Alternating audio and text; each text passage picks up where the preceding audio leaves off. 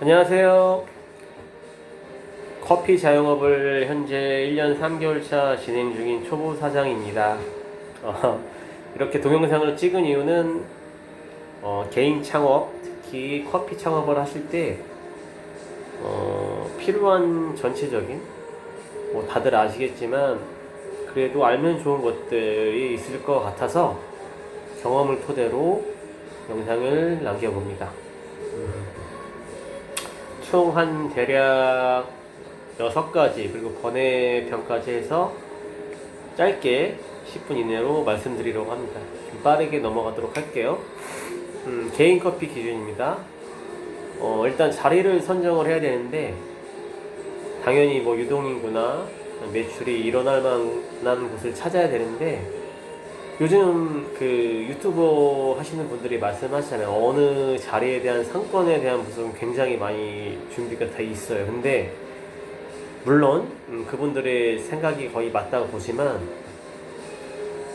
실제적으로 지금 문제가, 뉴스를 보시면 알겠지만 10만이 넘어가는 상황입니다. 자영업 커피 전문점이. 그 수치가 얼마나 많은 거냐면 대략 치킨집이나 짜장면집보다 많다라고 보시면 될 것 같고요.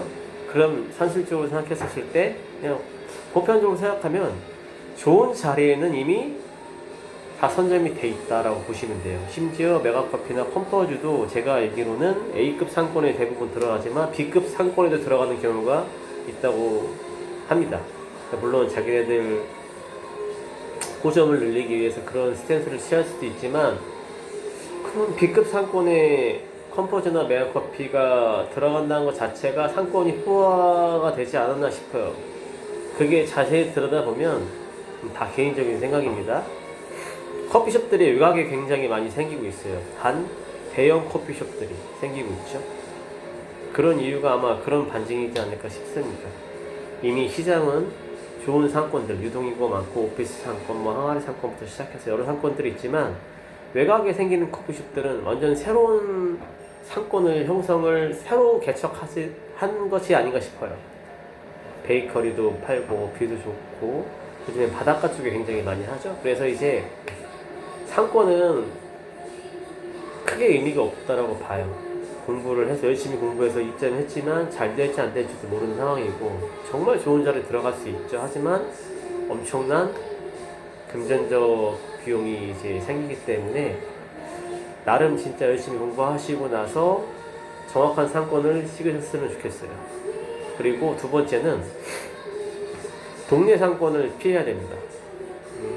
물론 동네마다 동네가 수도권이냐 지방이냐에 따라서도 확실히 나아질 것 같은데, 지방의 동네 상권은 확실히 피하셔야 돼요. 물론 제가 지금 하고 있지만, 물론 특별한 레시피가 있고 새로운 진짜 나만의 메뉴가 있다 하면은 가능할 수 있겠지만, 그래도 가능한 동네 상권을 피하셔야 돼요. 왜냐면은 어차피 제가 1년을 넘은 데이터를 봤었을 때 동네 분들의 쓰실 수 있는 총체적인 금액이 정해져 있어요. 동네 분들 위해서 장사하는 거니까. 물론 좀 장사 잘 하시는 분들은 더 멀리서도 유입을 시킬 수 있겠지만, 동네라는 개념 자체가 그렇지 않나 싶습니다. 그리고 세 번째는, 만약에 장사를 하실 때 상권에 맞는 메뉴들을 구성을 하셔야 돼요. 어르신들이 많으면 전통차라던가 아니면은 디저트 떡, 아니면 젊은 친구들이 많으면 좀 크림이 들어간 단 메뉴. 요즘에 되게 유행에 민감하잖아요. 민감하기 때문에 버블티부터 시작해서, 지방은 딱히 그렇지는 않거든요. 근데 그래도 신메뉴를 만드실 때 상권에 맞는 취향에 따른 메뉴죠. 그런 걸 잘 파악을 하셔야 되고, 네 번째로 인테리어를 하실 때 똑같이 상권에 이제 연결고리긴 한데, 젊은 분들이 많냐 아니면은 분들이 많냐에 따라서 확실히 분위기가 달라져요. 예를 들어서 펌퍼즈나 메가커피나 백다방 가보시면 알겠지만, 요즘 인테리어들이 단순하지만 밝고 경쾌하게 돼 있어요. 근데 하지만 그 위에 스타벅스나 좀 그래비티 좀 레벨이 있는 커피숍들 보면은 좀 심심한 분위기긴 한데 그래도 좀 고급스럽게 돼 있잖아요. 그러니까 그런 것들을 잘 생각하셔서 상권에 맞춰서 인테리어를 하셔야 돼요.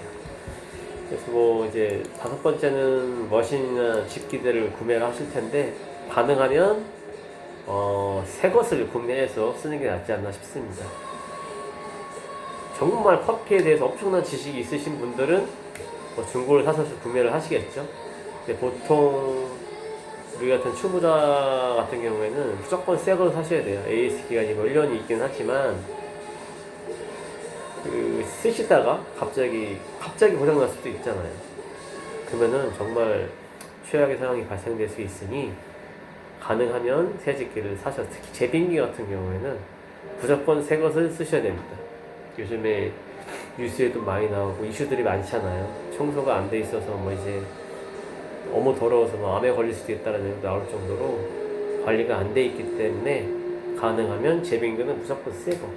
그리고 뭐 각종 테이블이나 이런 것은 자기 컨셉에 맞춰서 잘 그냥 하셔야겠죠. 방법이 없습니다. 너무 그거는 이제 우리가 저가 커피다 하면 저가의 테이블을 정확히 말씀드리면 이 테이크아웃 위주의 매장들은 굳이 고급진 걸 쓸 필요가 없고 뭐 매장에서 드시는 분들이 많을 것 같으면 그런 상권을 이미 파악을 하셨겠죠. 그럴 경우엔 당연히 좀 고급적인 걸 쓰셔야 되지 않나 싶어요.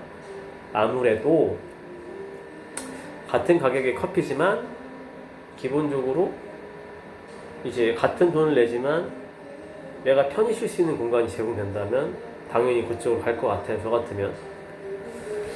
그리고 이제 번외편인데 가격에 대한 문제예요. 개인 카페니까 가격을 자기가 정할 수 있겠죠. 특히 장사를 해본 결과 아메리카노가 압도적으로 많이 팔립니다. 거의 매출의 한 80%를 차지할 정도로. 그러면 이건 무슨 내용이냐? 얘를 많이 팔아야 된다는 거예요.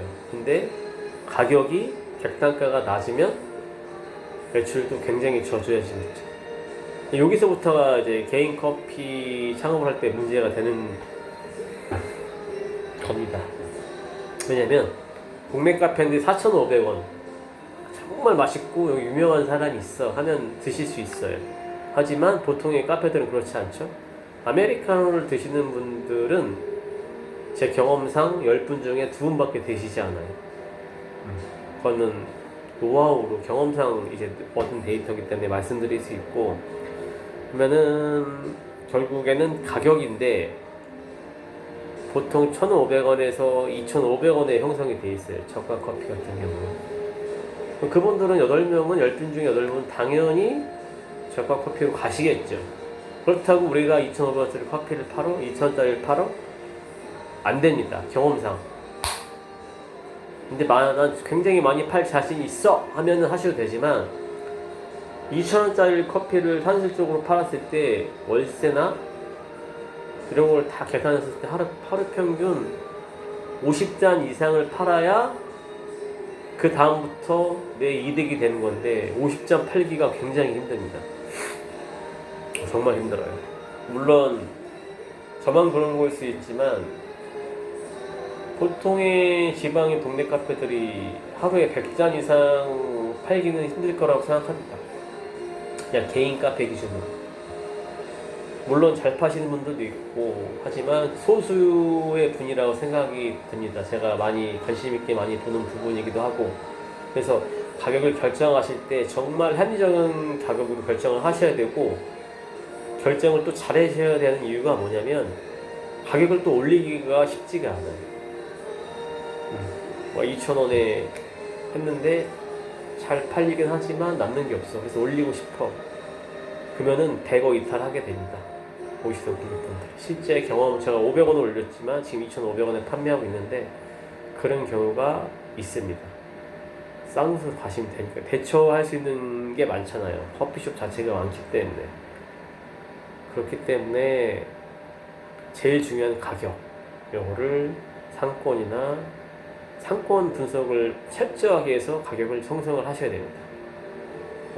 이렇게 대략 6가지 해서 번외편 해서 간단하게 설명드렸는데 조금이나마 도움이 되셨으면 합니다. 더 깊게 설명드리고 싶지만 내용들이 엄청 길어질 것 같아서 여기서 마무리하고요. 다음에는 세부적인 내용으로 찾아오도록 하겠습니다. 감사합니다.